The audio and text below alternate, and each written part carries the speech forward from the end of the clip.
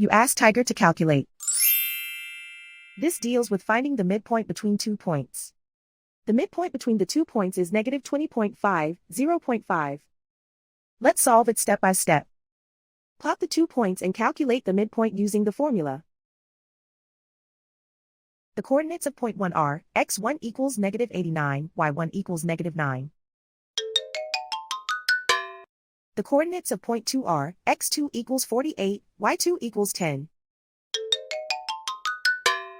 PM represents the midpoint of the 2 points.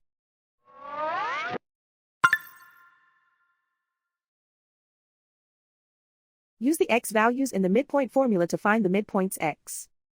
x1 equals negative 89. x2 equals 48.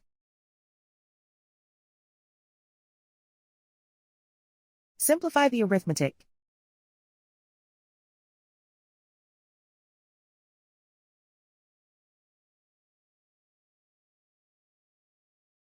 Use the y values in the midpoint formula to find the midpoints y. y1 equals negative 9.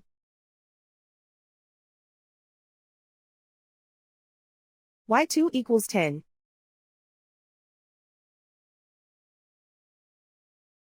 Simplify the arithmetic.